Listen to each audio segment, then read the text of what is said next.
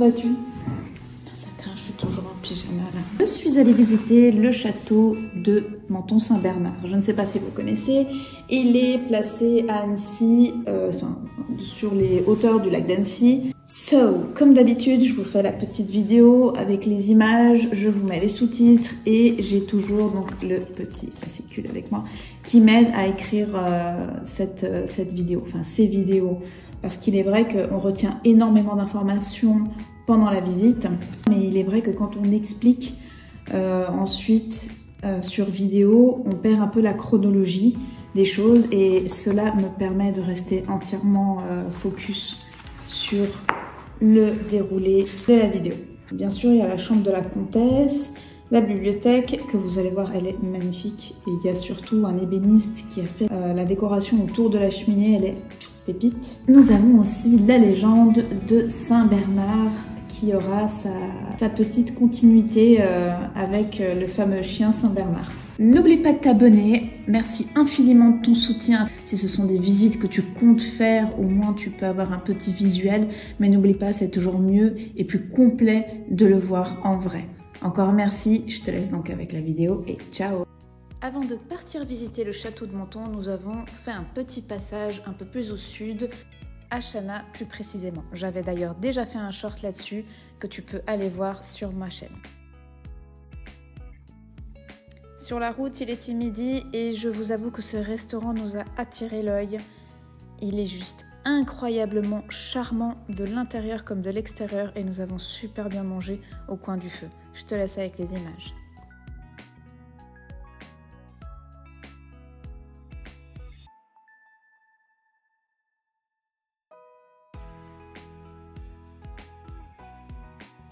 Fait extrêmement rare dans un restaurant, nous avons mangé dans le calme et ça fait un bien fou. On quitte Chana pour prendre la route direction le château. On arrive sur place avec un petit comité d'accueil, les animaux de la ferme, et nous prenons donc les billets d'entrée.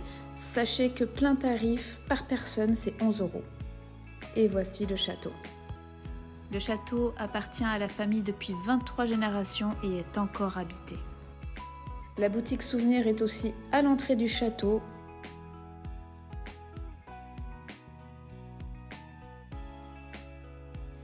Petite information supplémentaire, si vous souhaitez organiser des événements, c'est possible.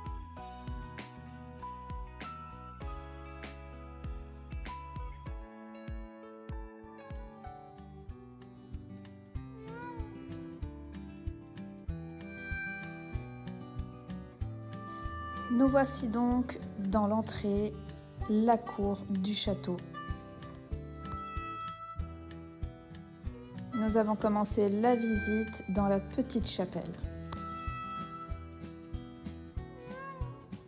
La cuisine contenant encore des poteries originales de l'époque.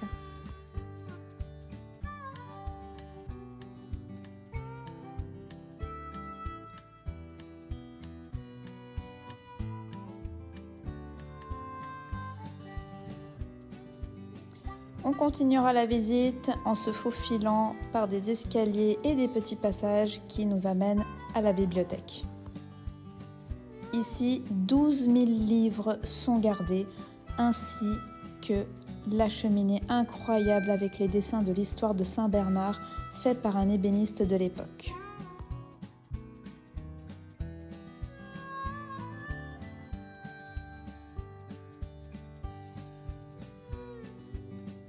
Nous arrivons dans la salle de réception des convives de l'époque où vous pouvez voir affichés tous les tableaux de la famille Menton ainsi que les blasons des épouses. Le salon donne sur la gauche sur une chambre très minimaliste, encore laissée avec les affaires de l'époque. Puis sur une autre, nous avons cette fresque magnifique, inestimable. Cette salle de réception donne également sur la chambre de la comtesse encore habitée en 1983. Portrait de Saint-Bernard qui fait partie de la famille.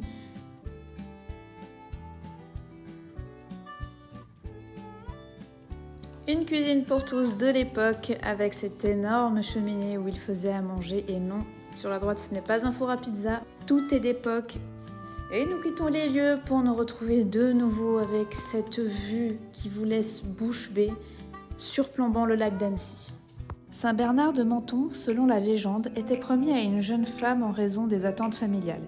Ne souhaitant pas se marier, il se tourna vers la prière et invoqua Saint Nicolas pour obtenir une échappatoire. Saint Nicolas lui aurait alors conseillé de fuir. Afin d'échapper à cette obligation, Bernard sauta par la fenêtre de sa chambre. Alors qu'il tombait, un ange le sauva, le guidant en toute sécurité. Cet acte symbolique marqua le début de sa vie consacrée, l'amenant à se dévouer à la création de l'hospice de Grand Saint-Bernard et à aider les voyageurs des Alpes. Vous savez maintenant pourquoi ce petit chien des Alpes s'appelle Saint-Bernard.